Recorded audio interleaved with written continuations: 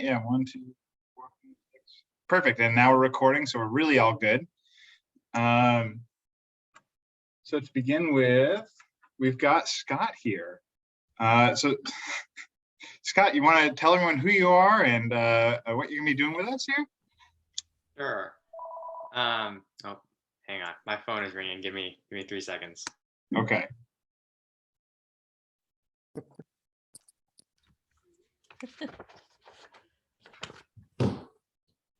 Okay.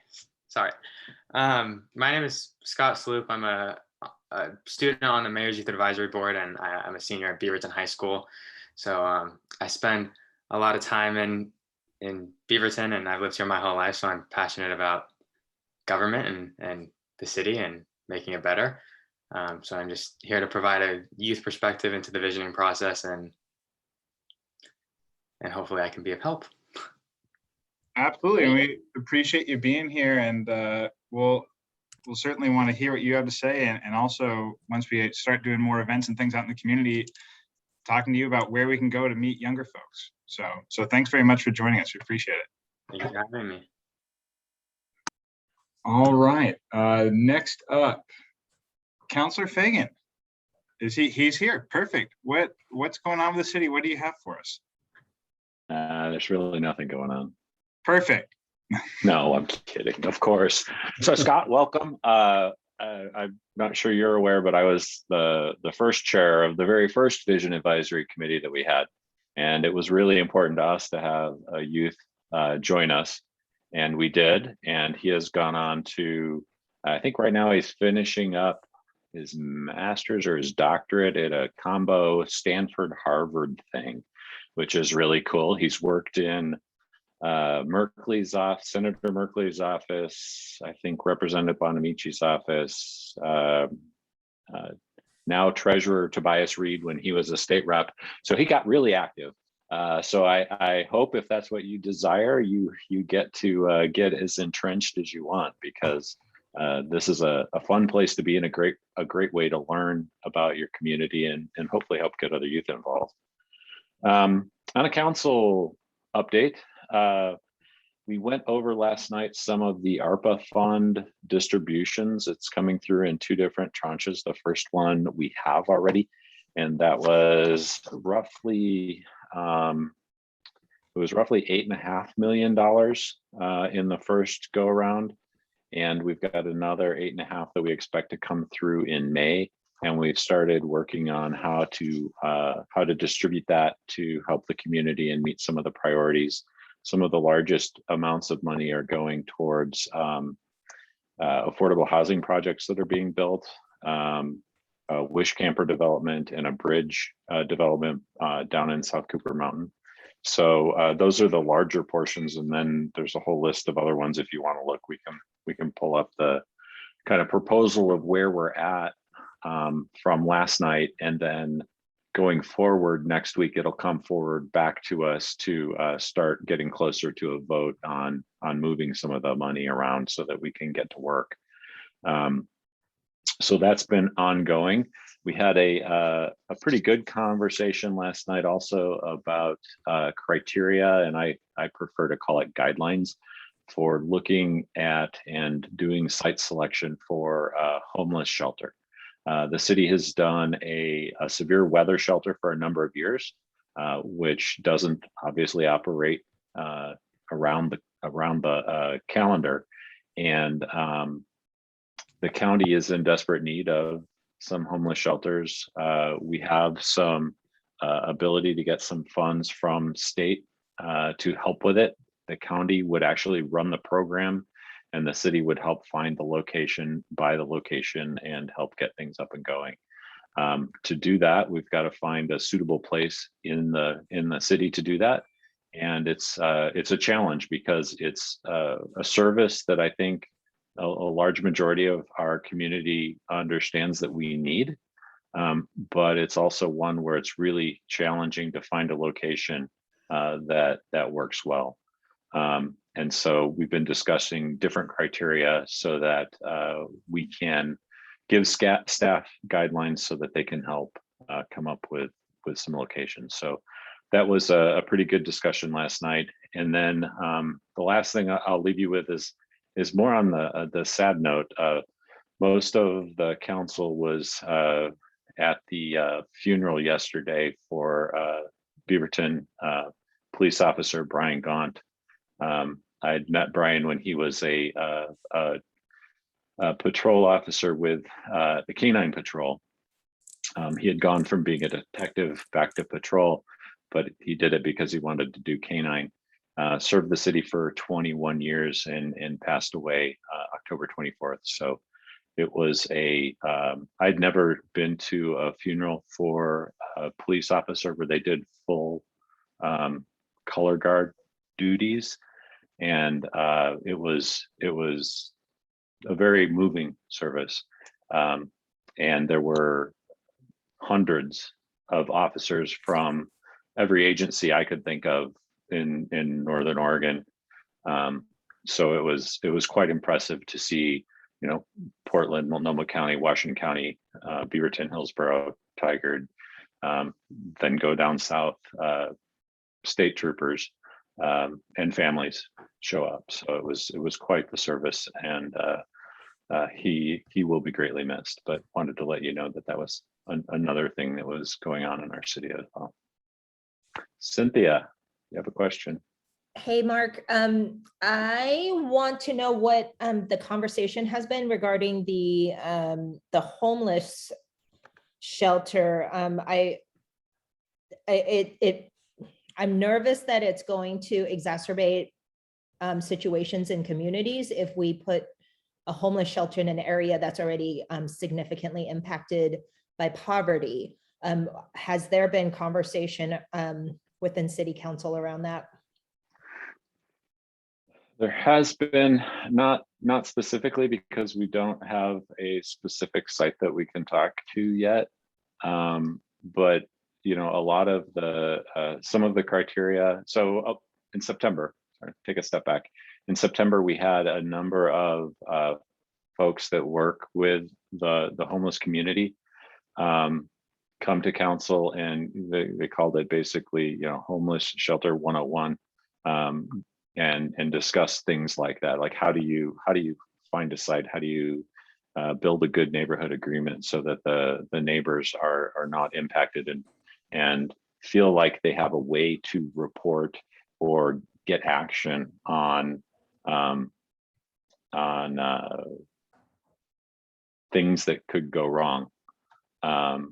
And so we did talk about it, but we haven't talked about where do you what neighborhoods do you omit? We've talked about more what services need to be nearby. So you need to be near transit, you need to be near supportive services, you need to be near food, right? You need to be near groceries.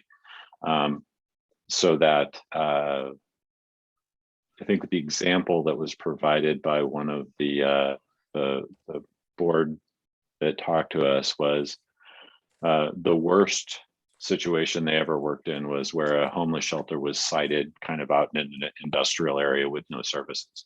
And the problem was that the people that needed that service could get there, but they couldn't get anything else. They couldn't get the care that was needed.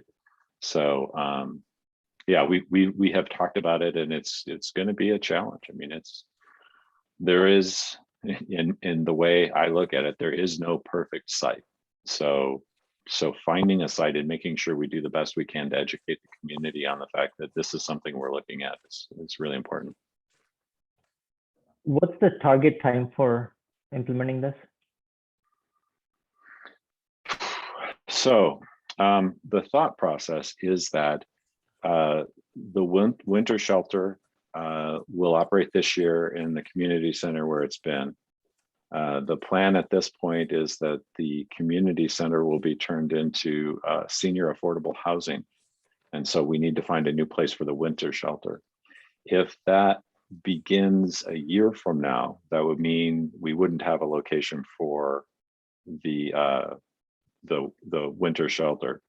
And what we said as council a year ago when we started talking about this was, we're not gonna, we don't want to move or lose that service and not have a place to locate it.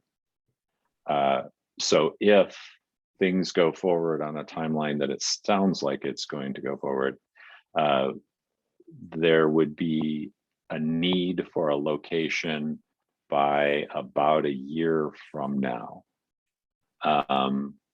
So we've still got a year, but that's if we can find a site and if we can, if staff and the county can get things pulled together to make it happen. Is it a matter of finding an existing building, or is like construction a possibility if you find like a site that's available? I would think if we tried to build it, the timeline would be longer. I don't think we'd rule. I don't think anything is going to be ruled out if it meets the criteria, though.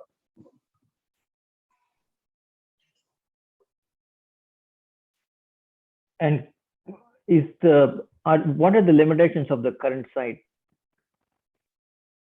Is it just Well, the current space? sites for the winter shelter is going to be torn down and put in senior affordable housing. Okay, yeah, I think you said that.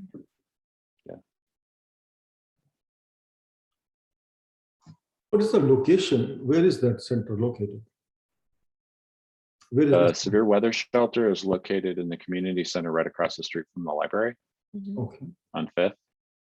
thank you.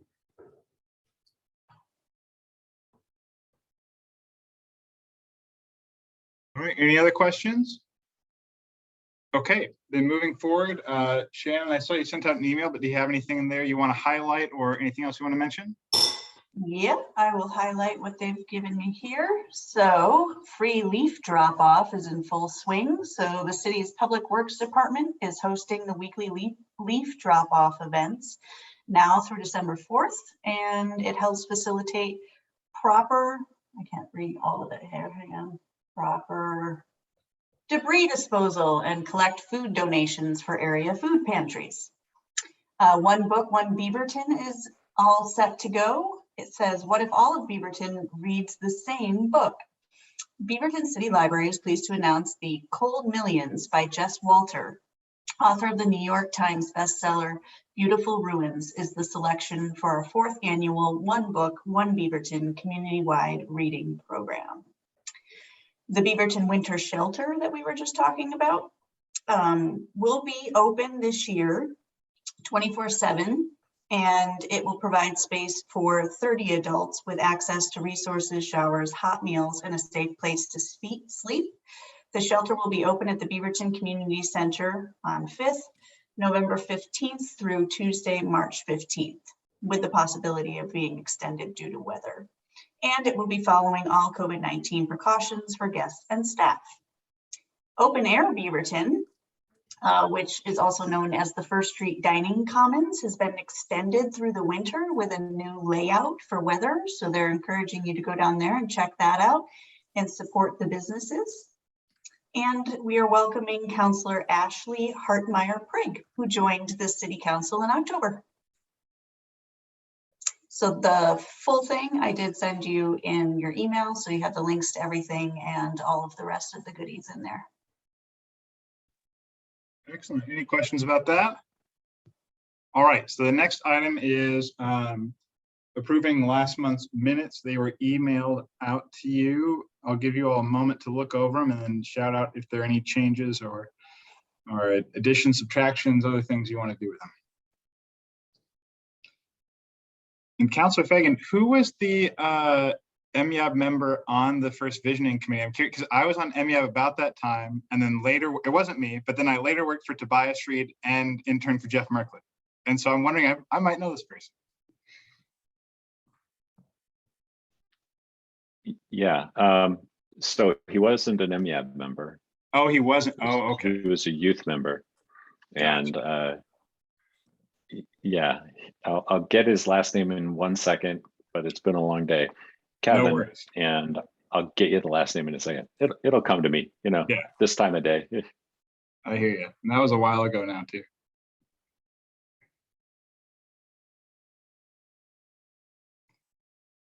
Anyone seeing anything they want to add or subtract from the minutes?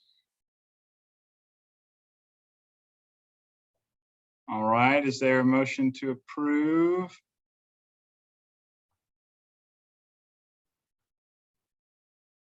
I motion to approve. Is there a second? Second. All right, is anyone opposed? Nope. All right, approved. Next, visioning updates. So I'll turn it over to Shannon and Nathan here. What's new? Alrighty.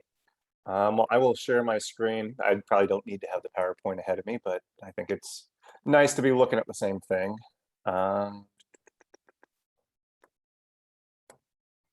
Okay. Can everyone see my screen? Uh-huh. All right, great.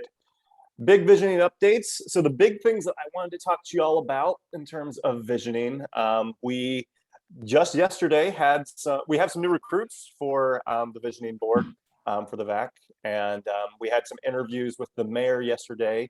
I feel like we had pretty good candidates. Would you agree, Cameron? Yes, I believe we had excellent candidates. We had excellent candidates. And so we originally had 4 applicants to the VAC, and we were hoping to fill 4 spots. That way we could have just a few more people on board for, all hands on deck for the beginning of next year when we really get this moving. Unfortunately, that number dwindled down to 2. We had 1 person drop out, and then another person went ahead and I think was appointed to a different committee. And so we have 2 very strong candidates, though. One of them may be sitting in this room. And so we're excited that we'll be able to fill it, the spots that we have lost over this past year. And the mayor will be looking out for us in terms of finding some other people to fill those other 2 slots. Apparently, there were some other committees that are already full that have some very qualified candidates. And the mayor is going to be doing some outreach to some of those folks to see if they would have any interest in joining the VAC. So we will know for certain in 1 to 2 weeks if who got through in terms of the interviews. And then ideally we'll be hearing back as well to be able to see if that will be just 2 people or 4 people. Along those lines, as we have new people come in, we're going to want to introduce them to everybody as a whole. And so we'll be holding a retreat come January. Brian and I talked about this. I think it makes a lot of sense for us to be able to regroup together, hopefully talking through more practicalities and less high level stuff at that point, but talking just generally how we're going to be doing outreach, and also just kind of onboarding some of the folks that are here. So I'd love to kind of hear from you guys, either now or later on. What did you enjoy about the last retreat that you went to? What do you think was done well? What would you like to see in a new retreat? And I will also be sending out a survey probably tomorrow to be able to start identifying some dates for when we would want to do a retreat, as well as people's comfort. I don't know if it's going to be safe to meet in person, but a retreat I think would be a lot better if we were able to do some element of it in person, but COVID allowing, of course. So I will be sending out a survey to kind of identify what people's comfort level with that would be, as well as what exactly we'd like to accomplish in a retreat. So those are the 2 big updates. We'll kind of get into some of the more updates later on, but I'll just start it there. Are there any thoughts or questions on those 2 updates? When in January? When in January, we're still going to be looking at dates. I'll send out a poll to be able to figure out what dates would work. We could either do an extension of this meeting, do a Wednesday night and just go a little bit longer, or we could potentially meet on a weekend or some other weekday to be able to kind of have some more breakout sessions and talk through what we'd like to see in the visioning process. We'll be further along in the visioning process, so hopefully it's not talking as big picture as the previous retreat it sounds like was, but it'd still be good to be able to onboard some folks that are coming in, and also just kind of let you guys get to know each other a little bit more and get really hitting the ground running in 2022. Nathan, we can also look into using the event space at BG's Food Cartel because it has the garage doors that open up. So we could be inside but outside as well. There's a couple other options for that too that I can talk to you about. I'd love to hear them. I think talking with Brian, talking with Shannon, like as great as it sounds like the last retreat was, I think we want to avoid having a full day where we're looking at a computer screen. I know I certainly don't want to have to do that. So if we could actually, if we get in person and talk face to face, that'd be great. But I understand there's concerns about that. So whatever we can feel safe with. I'm thinking 4 hours is probably what we're going to be looking at for a retreat at some point in time, 2 to 4 hours. And yeah, it'd be awesome to be able to do it in person, but I understand we need to recognize safety first. So. All right, so then up next is the snapshot survey discussion. Do we have more results or more detailed results now? Yeah, I think that goes back to me. Yeah, I'll show you. So we put out the survey in September. We got an initial report back from Zen City, who is our contractor with this. And it was about the first week of October. It was like immediately following the last meeting that we had. It was very preliminary. They sent us some raw data and they sent us some results, and they told us, don't share the report or the raw data until we give you a finalized report. But I can share with you some of the stuff that we were seeing in the data. And so I will share my screen again and show you some of the things that we were seeing. And so, I mean, a lot of this is going to sound very familiar and not going to be much different than what we talked about last time. But the big findings were in terms of demographics. Like we said before, the survey itself leaned older and whiter than the population as a whole. So we know that when we're just doing online surveys, we need to be able to go beyond just doing online data collection. We're going to have to be able to reach out and talk to other people. In the quantitative section, this is a little bit more of a breakdown than what we had before, I think. What we saw in terms of what people saw as either important or very important, all of our issues were over 50% of people saying that these issues were important or very important. Some of them ranked a little bit higher in terms of safety and transportation, were things that people ranked higher on a scale of 1 to 5. This doesn't give us a whole lot of data on any of these issues, but at the very least, it does tell us that all of these issues that the VAC has identified as a key part of the visioning are all important pieces. And so we need to dig a little bit deeper. The most interesting piece that we were able to dig up, though, was the more qualitative responses from folks. And so this is an overview that doesn't have the actual raw data, but in the two questions that we had that were more qualitative rather than quantitative were, what is the most important thing that the city should do differently? And what were some areas that you'd like to respond more to? So when we asked more generalized questions and started coding some of those data pieces, a lot of the pieces that came up were around homelessness and housing in particular. Traffic did come up, and the breakdown on that was mostly just folks that really wanted to see less traffic in the streets.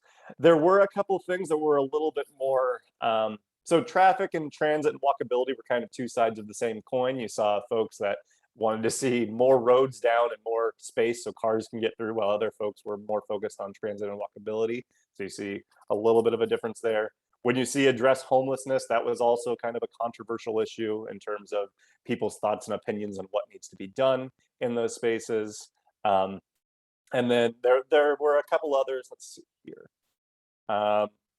Yeah, you would also see things that would be a little bit more quote unquote controversial in terms of what people want to see in terms of development, or what people want to see for making the community more pedestrian and bike friendly as well. So these, I think, are a little bit more interesting responses because it's not just issues that were given to folks, but it was more open-ended.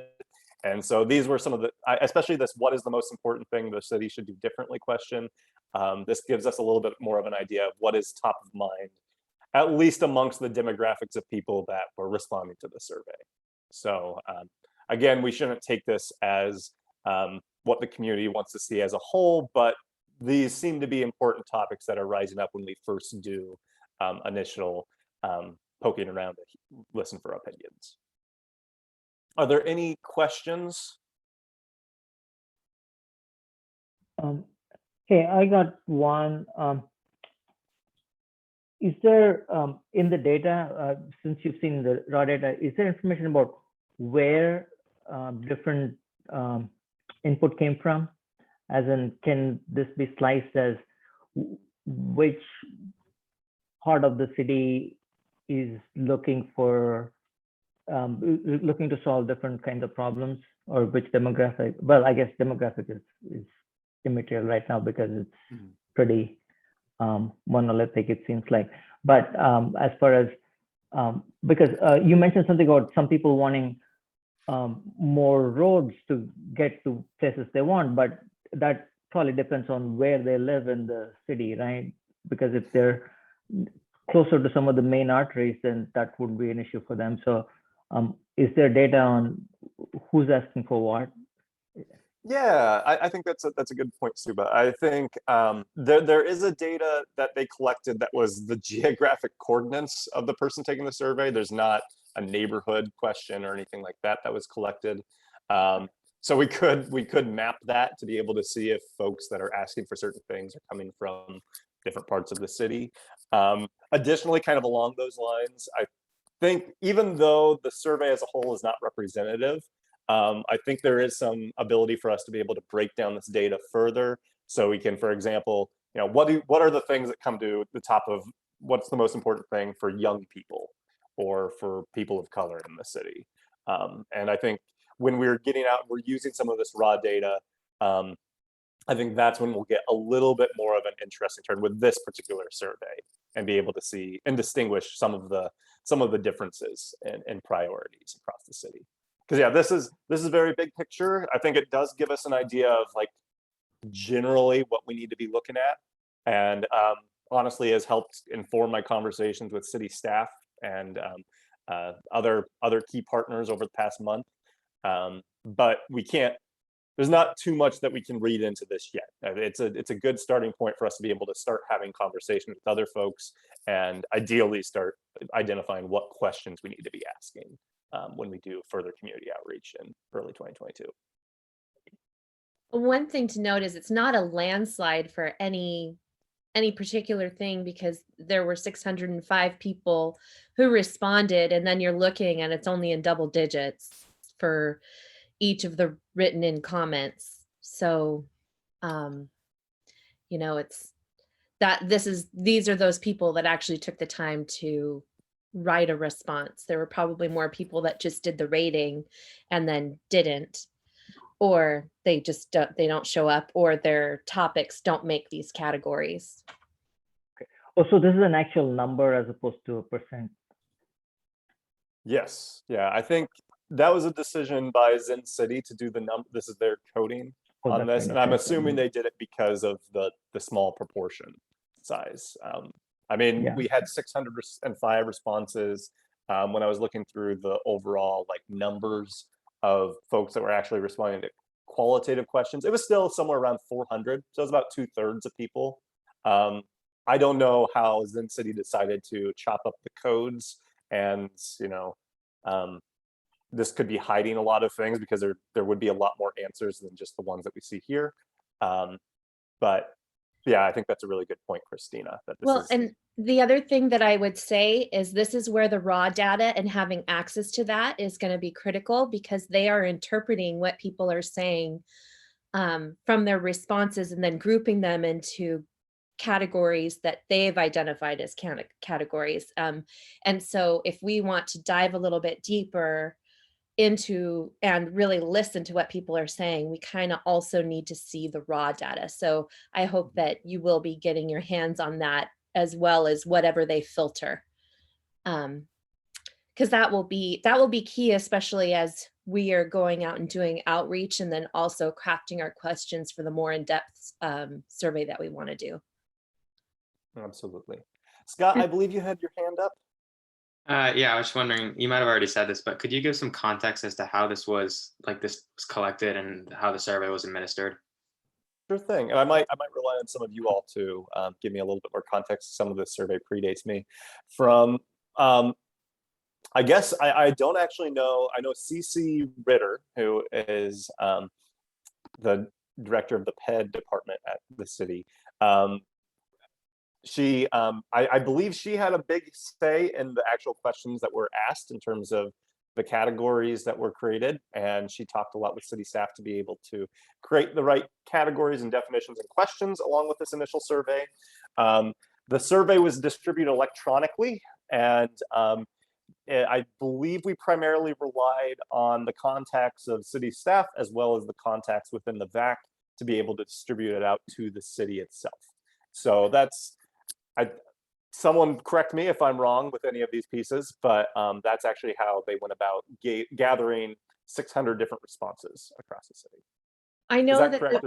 I know that the city, they posted some things on their Facebook page, and then different members of this committee with our circles of influence and different community partners that we are connected to. We shared it with our contacts. So like, for example, I was reaching out to the Chamber of Commerce and Tualatin Valley Fire and Rescue and some of the different newspapers and community newsletters that were out there so that they could put it out on their social media channels as well.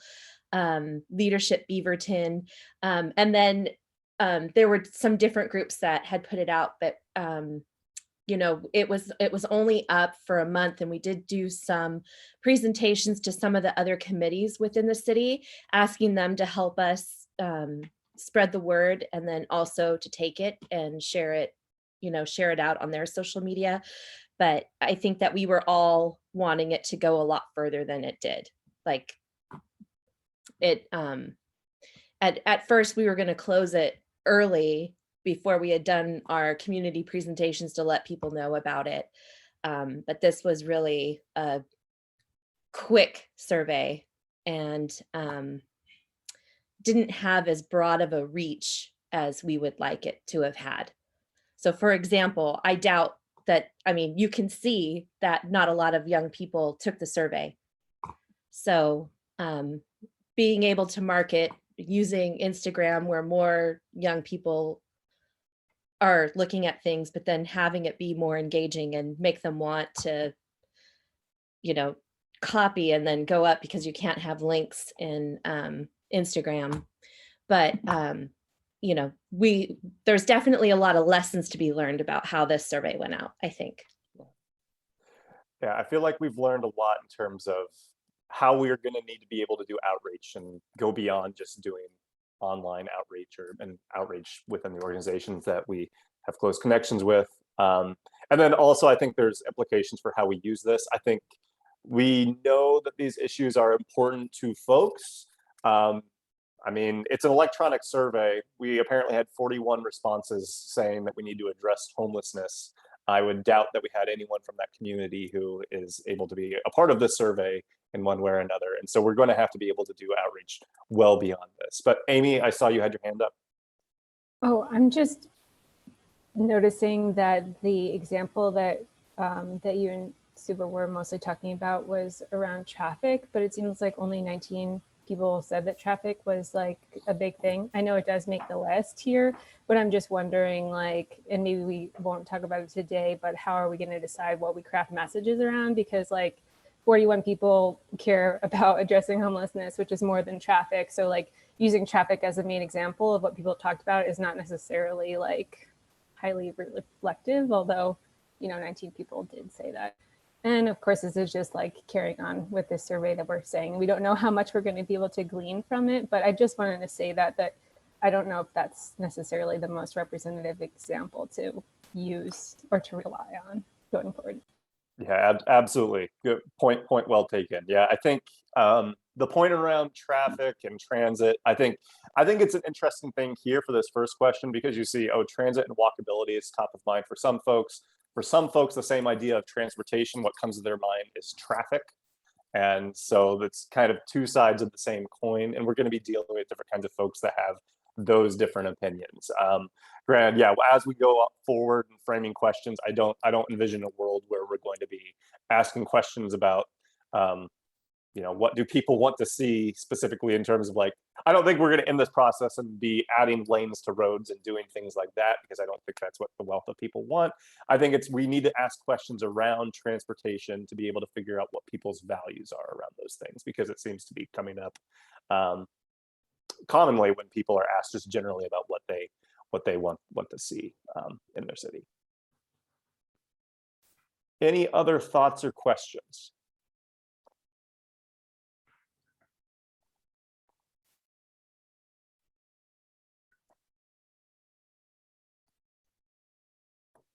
All right, well, Nathan, I'll let you carry us into our next item, which is the subcommittees and partners discussion. And then that's sort of the meat of the night. That sounds good. Yeah. All right. So let's see. We've talked about updates. We've talked about what's going on with the survey. Big things that I think we need to start working towards. We apparently this committee has been meeting once a month, and I think those meetings have been really good. It sounds like in terms of getting things planned, talking big picture. We're getting to the point where we're going to need to deal with very practical things and very rubber meets the roads kinds of things. And I think as much as I love seeing all of your faces all at once, I think it's going to make a lot of sense if we break into groups and we have dedicated people who are working on different parts of the visioning process. And so that's why I'm going to be proposing the idea that we put up some subcommittees within this committee. And so again, I'll share my screen.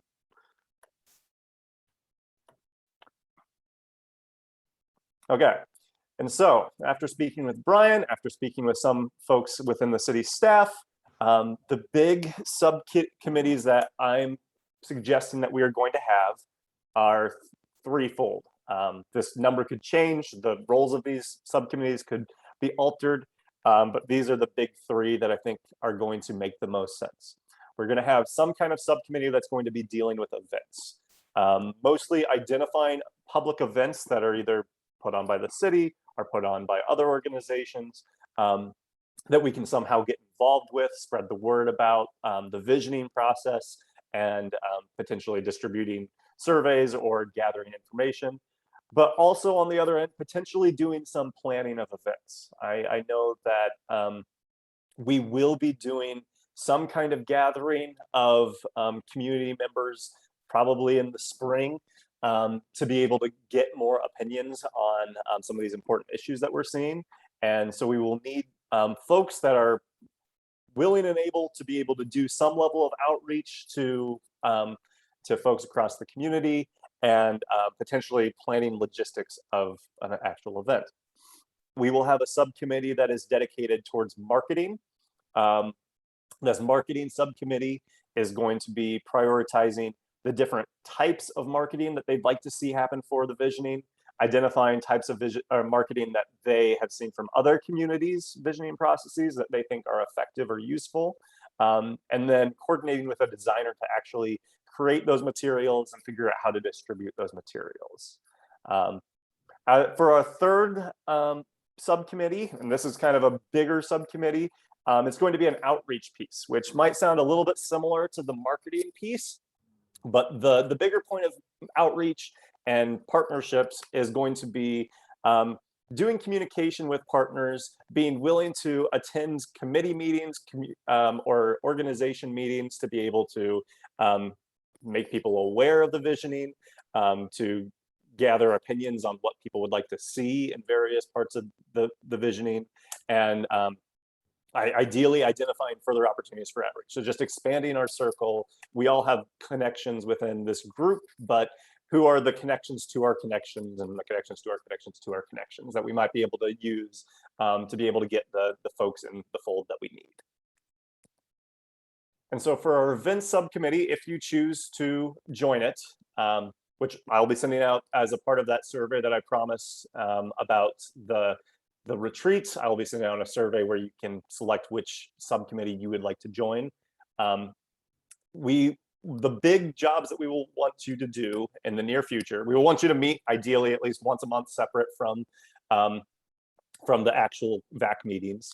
And for the near term, the big homework assignment will be identifying what events we want to participate in, figuring out what kinds of events, if any, we would need to create, and creating a certain level of contact lists, both for publicizing our own events, as well as identifying where we can, what events we can be a part of, for tabling, for getting to, for public speak, whatever it is, whatever that participation is.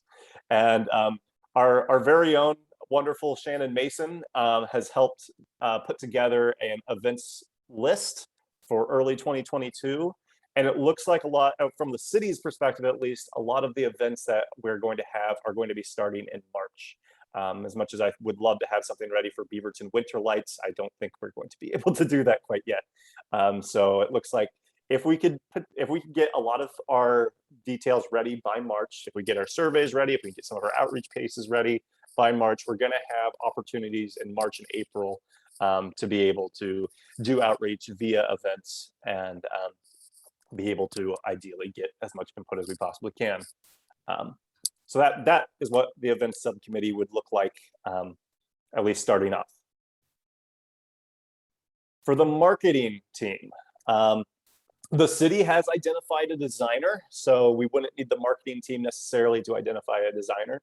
The designer that the city is currently thinking about using, or feel like we would have the budget to be able to use, has worked with the city in the past. They've done things such as Beaverton Restaurant Week, so they have some capacity to be able to do some of these projects.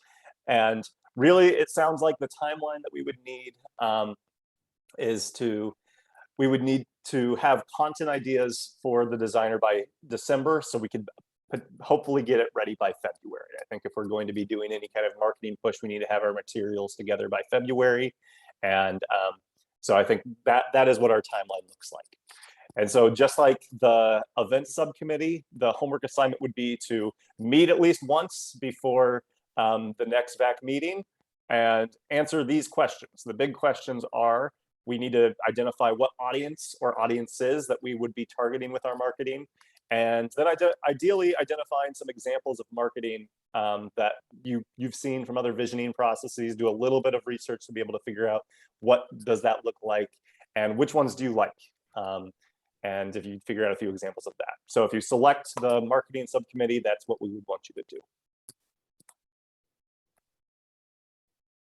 Who's the marketing the designer that the city has a contract with, or that thinks that we would use?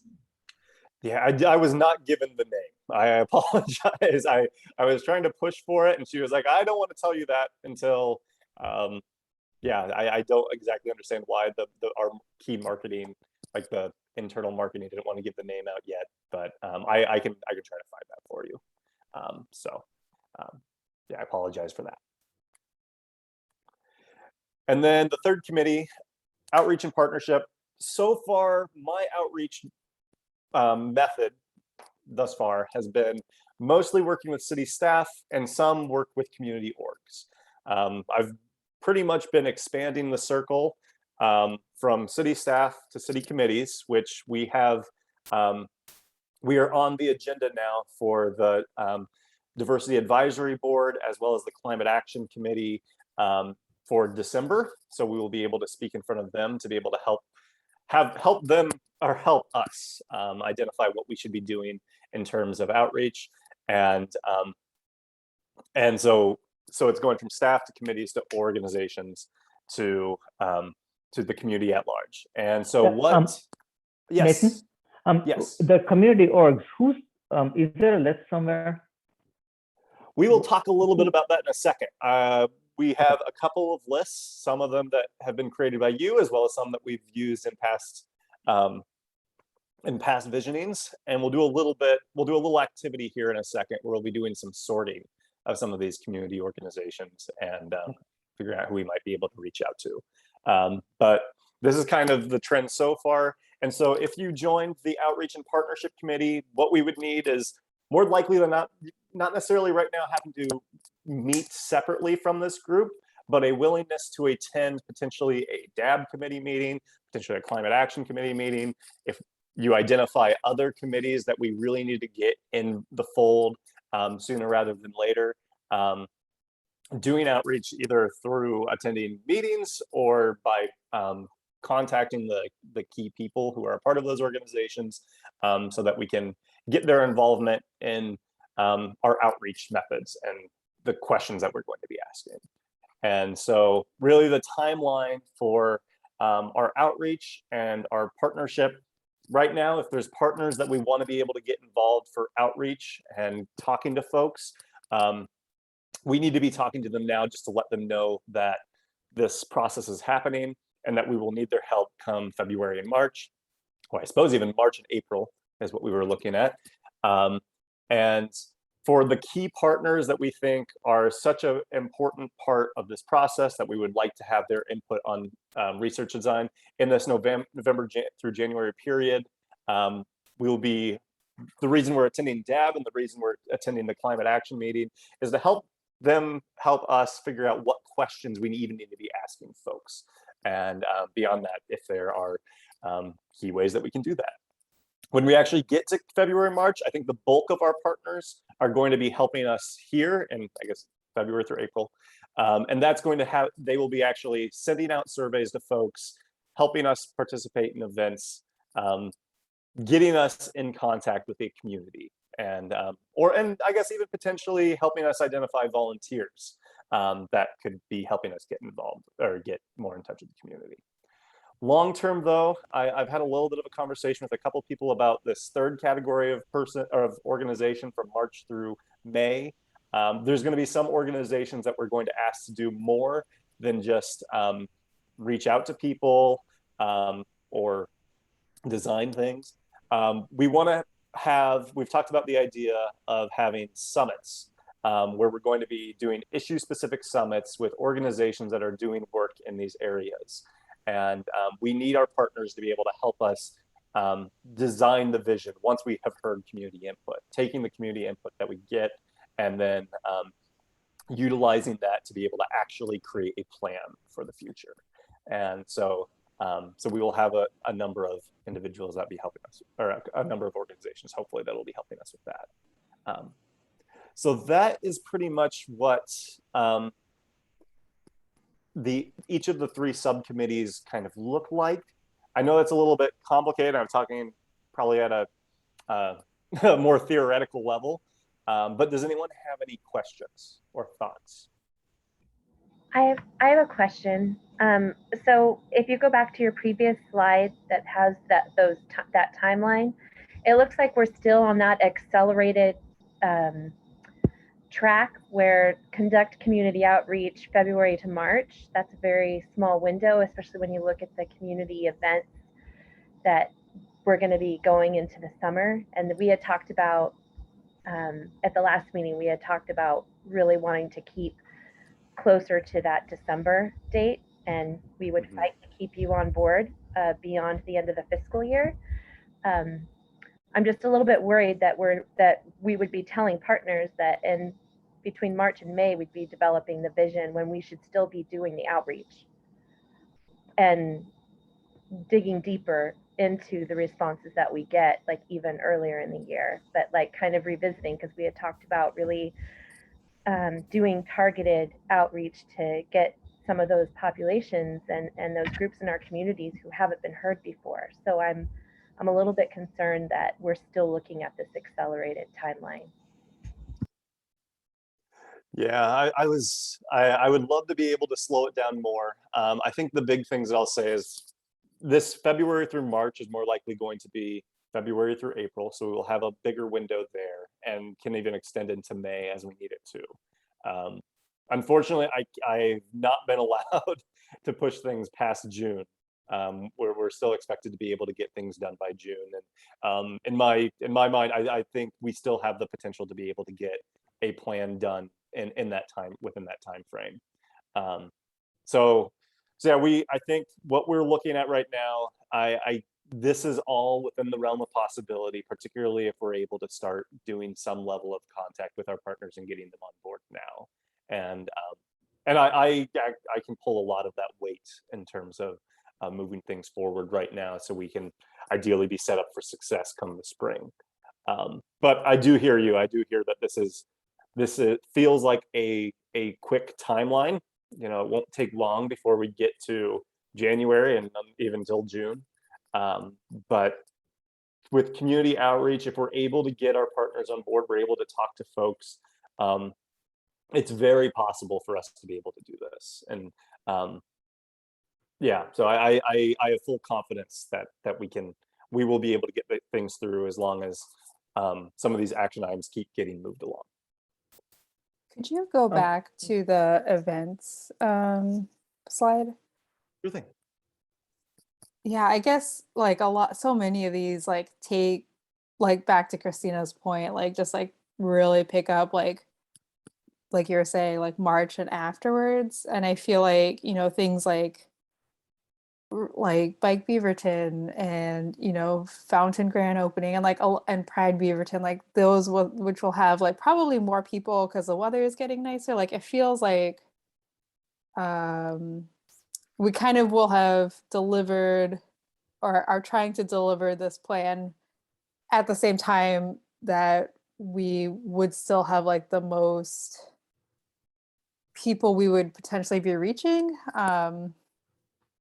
So does that, like in my mind, what that means is that we really do need to try to like hit these like earlier events as much as possible. Am I like misreading the situation there? Like almost like it almost makes me wonder like maybe we should try to get something done for Beaverton Winter Lights, whatever that thing is. Maybe like we try to do something. And I know like the Central Beaverton NAC is also working to do some events there. Like maybe we need to like think about, maybe we can partner up with them or something. I don't know. But if June is kind of the time when we want to plan, it feels like we need to sort of accelerate more than we might feel prepared for. Yeah, I would say, I think you're right, Rachel. I think like we do need to be hitting the ground running. We do need to be moving things forward. And I think if we do look at a timeline of March in particular, of getting a lot of these big activities moving, I really don't have a problem if we create, say, like a survey or other public outreach pieces, if some of those keep moving into some of these later events as well. Like if we're still collecting surveys in April, May, I don't think that's necessarily a problem, particularly if they're electronic surveys. That's very easy for us to be able to process and analyze and move through. I don't think like Beaverton Winter Lights, as great as it would be to be able to get something done by then, I don't think there's a world that we're going to be able to get that done effectively, unless it's just a preview that, you know, this is going to be something on the horizon. But yeah, again, point taken. I agree. Like we do need to, we can move things forward. I saw a couple hands raised. I think Brian had a hand up, and then I didn't see who else had a hand up. So Brian, what was your thought? Thanks. First off, I want to say I agree with the three groups you set up. I think that's the most effective way to split these duties, and just knowing the folks on this committee, I think we hopefully will have a good dispersion of who wants to be on which group, and that each should be adequately staffed, because I can see a lot of different folks having strengths in each of those areas. So I think that's a good breakdown. But I'm curious, again, not to belabor the point, but about the timeline. Given our conversation last time, it sounded like that was something that was going to be looked into. Is this coming from the city manager? Is it coming from the mayor? What's the pushback? Where are we landing on this? That's just where I'm confused, given the thumbs up we got from the city council back in May to do an 18-month plan. Yeah, I've just heard it from, I can't cite the specific source, but from what I've heard from above me, they would prefer to be done with things by June, or at least have things in hand to be able to keep moving things past June. So I can follow up with that and figure out where the specific source is, but yeah, I guess especially looking at these events, I can understand maybe having the outreach portion wrapped up by Zoom if people want to do a hurry up offense on this, and all that, but especially taking the time to really thoughtfully put something together may take a full month or so. And we'll want to have all that information beforehand. And I guess the reason I'm asking where is this coming from is because it's always been confusing to me when we have these sudden changes. And it seems like that's something that should be fairly well communicated to the group of volunteers who are saying, hey, we want to do this and help you out. And then we go to the city council and we propose 18 months to say, yeah, that looks great. And then we're told, no, it's not. And then we say, well, we have concerns about it. Then the response is, well, we'll go back. And then there's a letter printed in the Your City newsletter with the accelerated timeline already in it before we've even had that brought back to the committee, saying, no, your concerns aren't going to be met. We're going to go forward with the accelerated timeline. It's been published to the community. It just seems, it's weird. I don't understand the communication there. I don't know. I'm just confused. Let me just jump Brian, in here. I'll check. Yeah, go ahead. Nothing's been communicated to council that the timeline's going to be shortened either. So I'll let you know that there's not a update that I have received that would explain this. So yeah, I'm interested to hear the answer. I'm going to make an assumption here, and I think that what it is the fiscal year ends in July, and we only have funding for Nathan through the fiscal year, and I believe we only have funding for the survey company through the fiscal year too, and then they get re-upped. So I don't know, Councilor Fagin.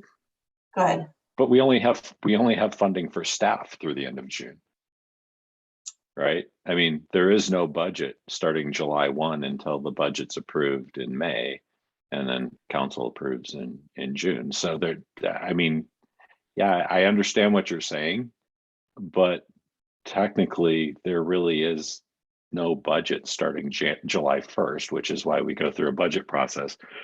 My assumption here is that due to COVID and due to revenue issues, they're anticipating that next year's budget is going to be tight. Well, I'm due for a update from the city manager in the next day or so on some of the concerns coming up in our supplemental budget, which we will be seeing, will be published. I haven't seen it. Nobody has seen it other than the finance department. But it'll be published, I think Monday is when finance director said that we should see that. That will give us some insights into where the city's at financially right now.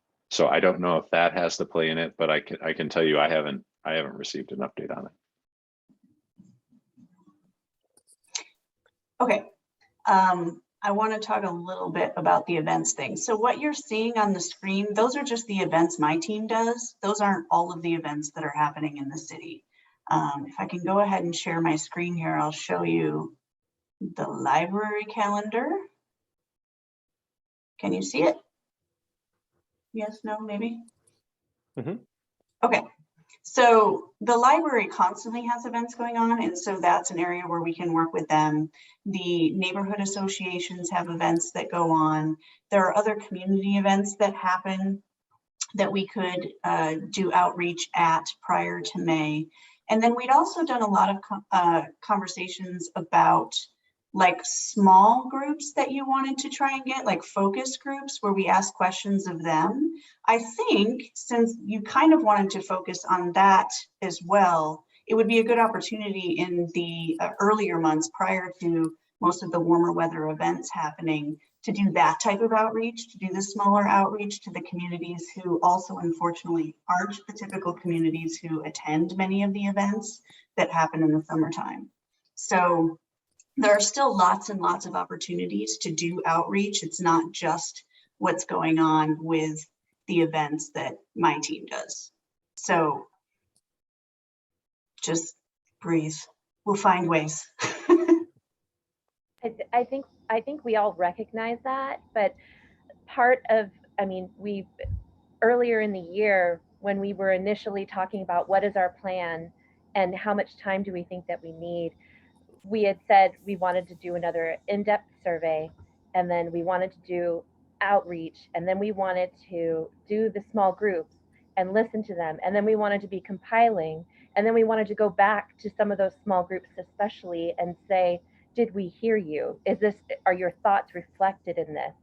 Do you see the things that you've pointed out? Like, do you see actions, or can you suggest, ways that we can accomplish these goals? And I'm not seeing that that process of going back before we do a plan to make sure that we've captured what people have said that they wanted. So I feel like we're missing some of those things that we had identified as a group earlier as things that were important to us in this process.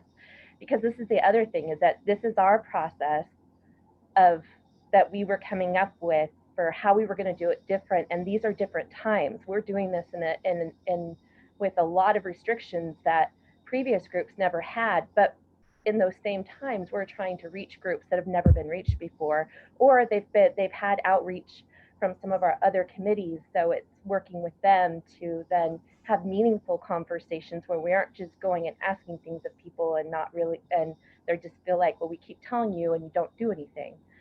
So I just, when I see the dates attached to it, like, it's good for us to keep moving forward, and I totally agree on that.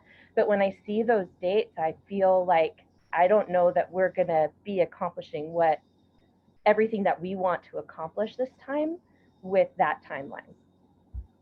So I think that's why we keep beating this dead horse, that we really see that it's a longer process, and it's like, we'll fight to keep Nathan. I mean, we'll fight to keep him on here because we're really grateful to have him, and he brings a level of expertise, and the fact that he is available to us, which is something that we haven't had before. That's kind of our luxury this time around, and we recognize that. But it's like, we shouldn't have this July 1st arbitrarily put on us because of,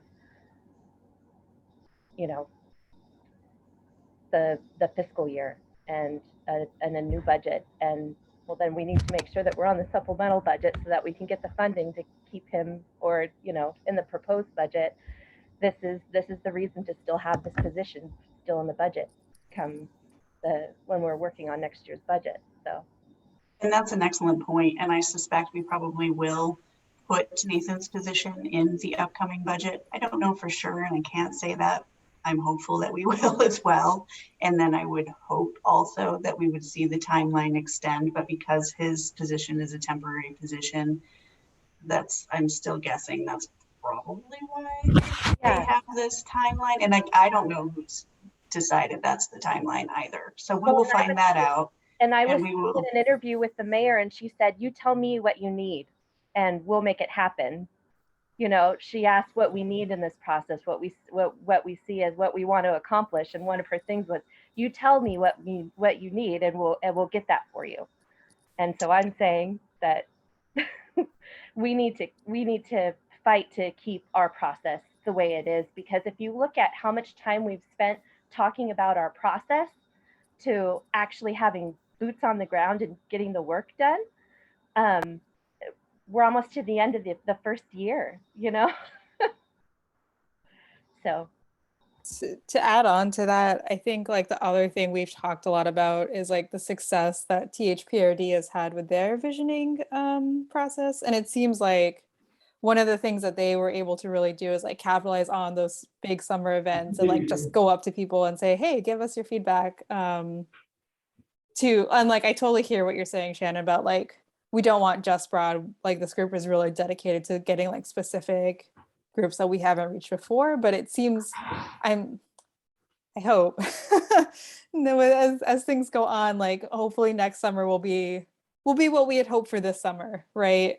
And it feels like we are shortchanging ourselves in the city if we sort of forego that opportunity to do outreach at those events, when people will hopefully feel safe and like be really ready to like be out and talk to other humans again.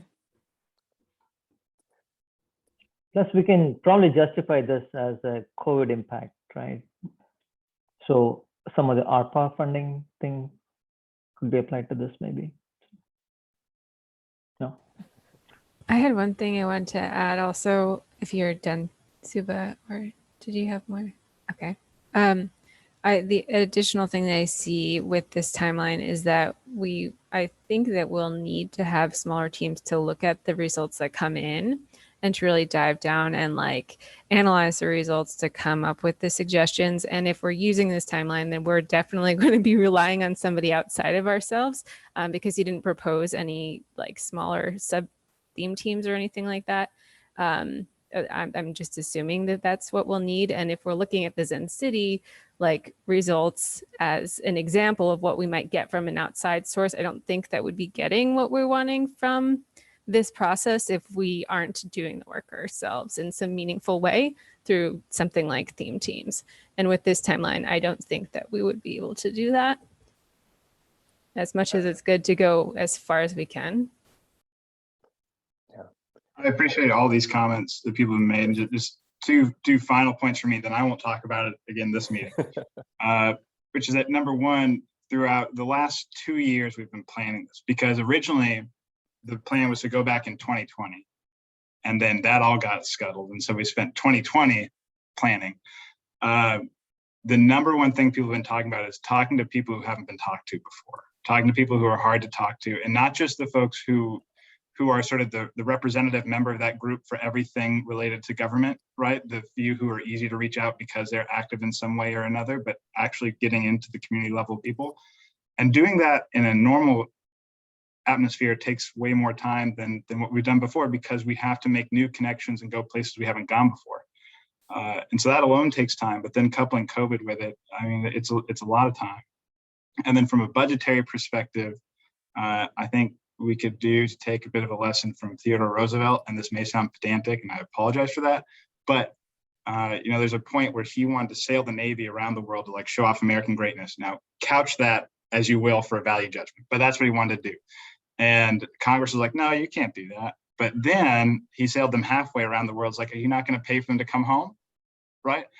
And quite frankly, we're in a position where Mayor Beatty is saying, what do you need from us? And where Councilor Fagin has said he hasn't heard why we're doing this accelerated timeline. It sounds like the people who make the decision about money are at least reasonably on our side and not opposed to us. And that if we get to a point in June where we've done real substantial work on this and we need another 3 to 6 months to deliver a quality product that's supposed to guide our city's vision for the next 6 to 7 years, it seems like that's not that much of a reach to ask for.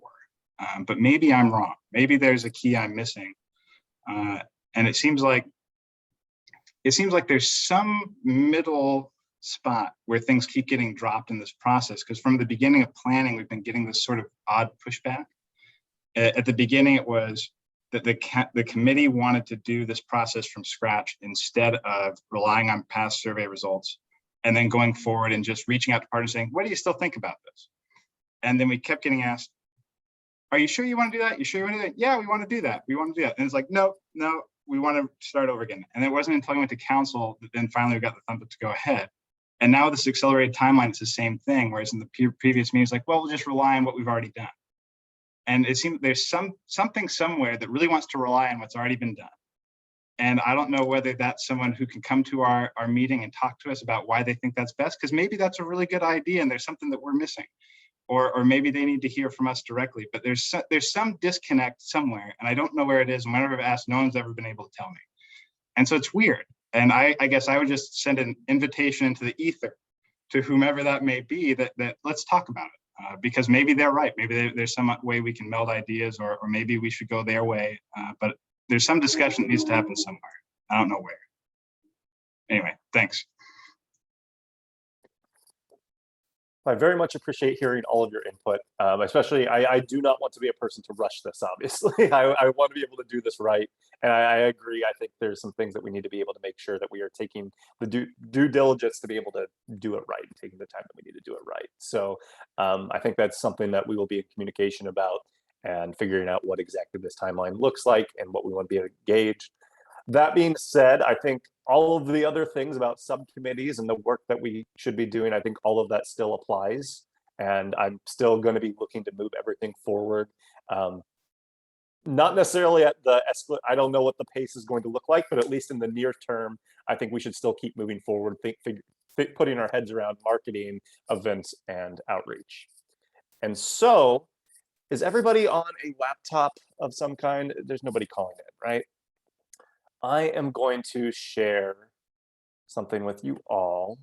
a little interactive thing. Have you guys used Google Jamboard before? Has everyone used that at some point or another? All right. I will put a link in the chat. Right. So please go ahead and use that link. And let me know if you are unable to access it.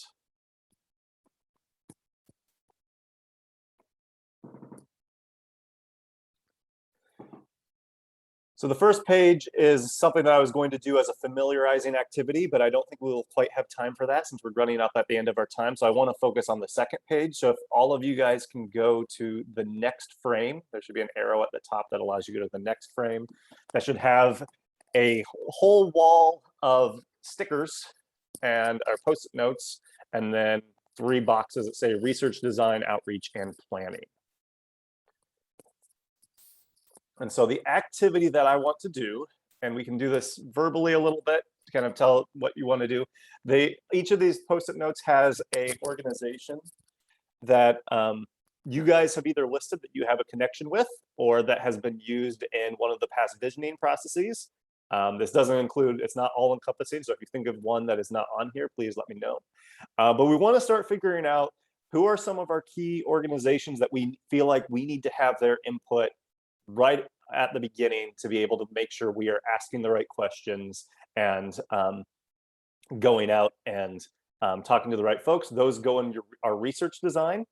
We need to figure out what organizations or groups we need to lean on for outreach, or who might be able to either assemble volunteers, might be able to get out a survey to a large number of folks. And then long term, and you can duplicate some of these if they need to go multiple places, we need to figure out what organizations should be going in this planning box. So what groups do we think we would want to pull back in later on? Maybe they don't, maybe they don't have the time to be able to help us necessarily with research design or outreach, but they have inputs that we would like to hear from. All right. So I've seen THPRD move around a couple places. Does anyone want to talk a little bit about someone that they've moved?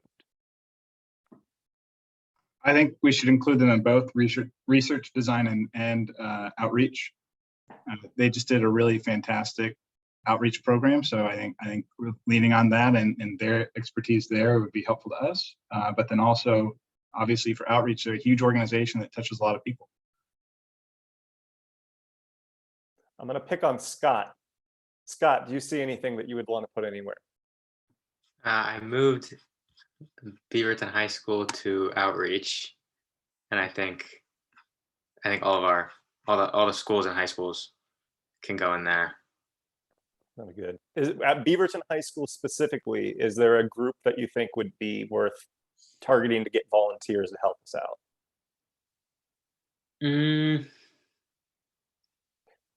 It's hard to say. I mean, I think it's relatively easy to put out messages just to the entire student body at any of the high schools. May I ask why we're targeting Beaverton High School specifically? I think that was just what was already on there. I think any of the high schools are fine. So that would be a question for Nathan, like why Beaverton High School specifically when the school district is already on there? Yeah, I think there's some duplication here. I think Beaverton High School was listed within one of the past visioning plans, and then the school district itself, I think, was on your list, on the list of organizations that the VAC had contacts with. So there's a little bit of duplication here. That's all right. All right, so let's see. Does anyone have?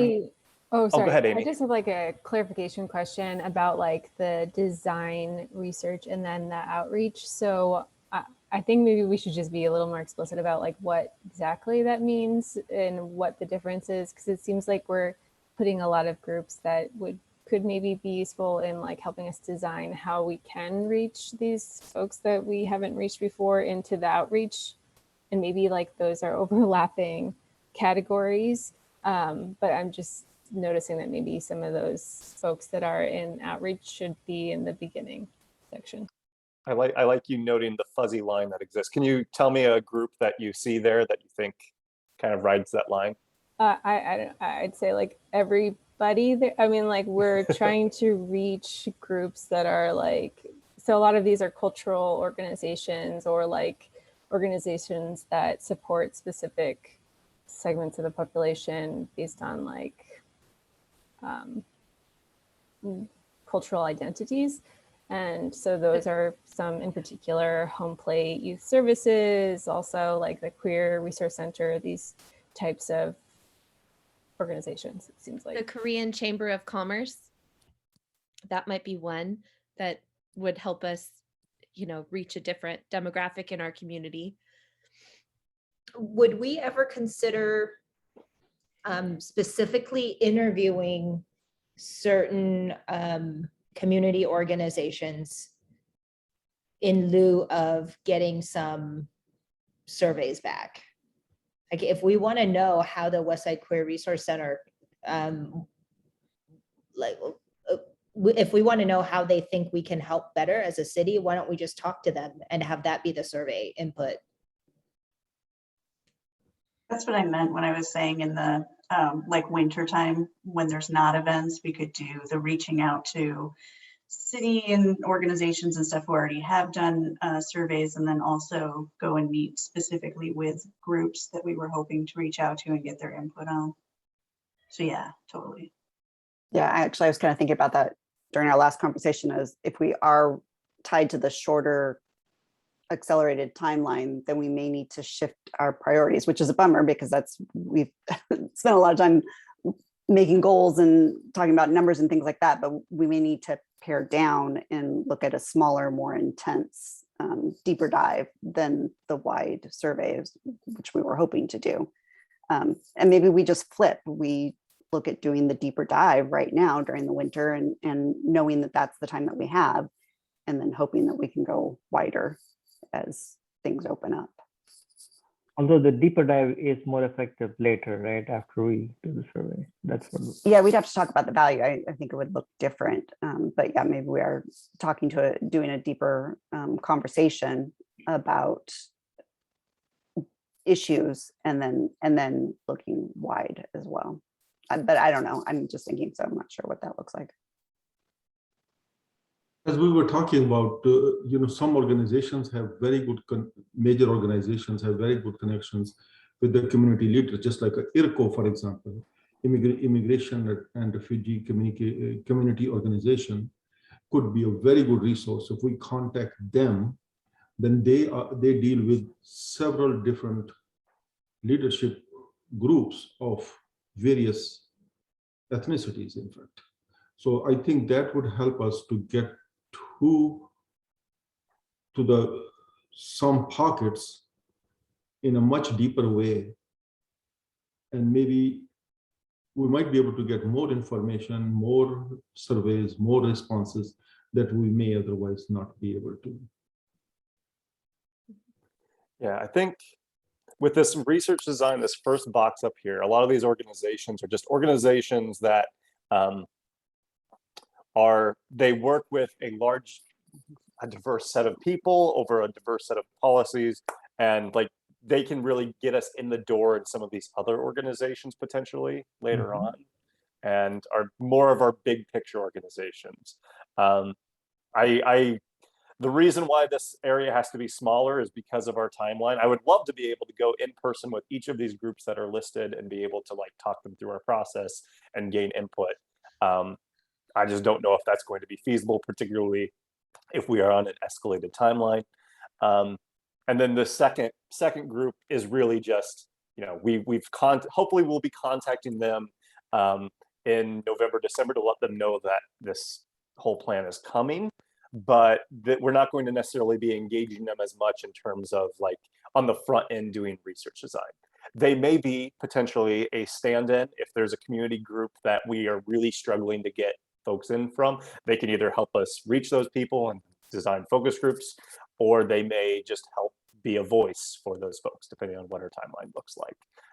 But I think yeah, there's levels here of quality of contact, the amount of control that we can provide, we can give to folks. The more that we can give control to some of these folks to be able to talk to the community groups they represent, the better. But we come up into constraints of time and practicality. And so that's kind of what this exercise is trying to break down a little bit, is who are these key groups that we really need to be hitting with, and then from there, how do we build and expand upon that? And so I appreciate you guys taking a little bit of time. I know I'm now at the end of my time, so I think I'll have to pass it back to Brian, but thank you guys for doing this exercise. I'll leave this up for a little while, so if you have any other organizations that you think of that you'd like to add in, please do so. Otherwise, I will be reaching out to all of you with a survey, so we can start figuring out what subcommittees you guys would all like to be a part of. Nathan, I would like you to add IRCO in there too. IRCO, IRCO in that list. ERCO? IRCO, Immigration and Refugee Community Organization. That's a very good, big network. And that will get us quite a bit of information and quite a bit of deep penetration in those groups, in several groups, in fact. Great, thank you, Cameron. All right, and with that, I will pass it back to Brian. Okay, so first, before it's fully passed back to me, Nathan, other than what you're going to email out to us, is there anything else that you need from us in the interim between now and the next meeting? Please respond to the survey. I'll be first sending out a survey that will kind of get some details about the January retreat, as well as identifying what subcommittees you want to be a part of. Once we have that, I'll be creating a rough list of subcommittees. I don't see a reason why you couldn't have you be a part of 2 subcommittees if you really wanted to, if you've got a lot of time to spend. I don't think anybody here is of that, but yeah, and then I'll be working with each of you, the subcommittees, to identify times that you can meet for the first time to start moving pieces forward, and have probably like hour-long, very practical meetings. But that is what I will be sending out to all of you, and we'll need your help on. So look for an email. Great. Well, thank you for that and for all the work you've put into this so far. It's really helpful to have you on board. All right, so we're ending with then member announcements. Does anything have anything for the good of the committee here? And one thing that I'll mention is that, and I mentioned this already to Shannon and Nathan, is that I'm not going to be chair again next year. This is my 3rd year doing it, and I've enjoyed it, but I think it's time for someone else to have that enjoyment. And also at work, things are getting very, very crazy because of our COVID backlog here in the court system. So I don't know that I can dedicate the time that it would take for chair next year. So with that means that very likely, I think one of you would end up doing it. And we've got a couple of months before that would be. So if anyone wants to talk with me, shoot me an email. You should have it already. I think it's on the minutes or something, but I'll put it in the chat now too.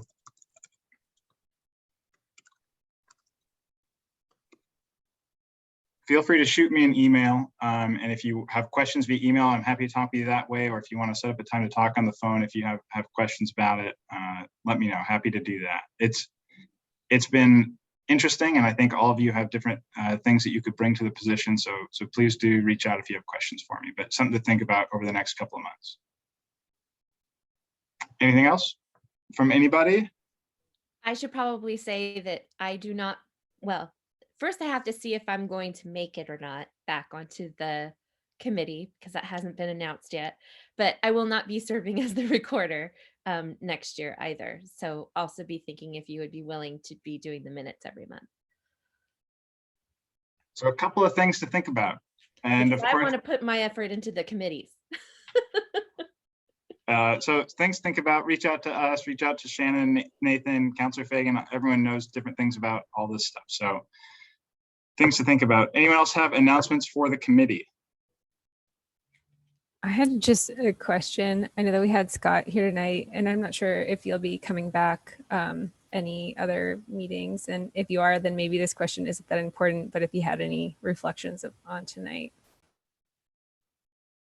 I appreciated you all having me and listening. I thought this was really interesting, and I mean, I definitely want to come back and would be willing to come back if that's in the cards, but I haven't heard anything else about that. So well, you are welcome. Yes, you're absolutely welcome anytime you want to be here, and especially as we start doing outreach and helping us go places and meet people who you know. Yeah. Anything else? Oh, go ahead.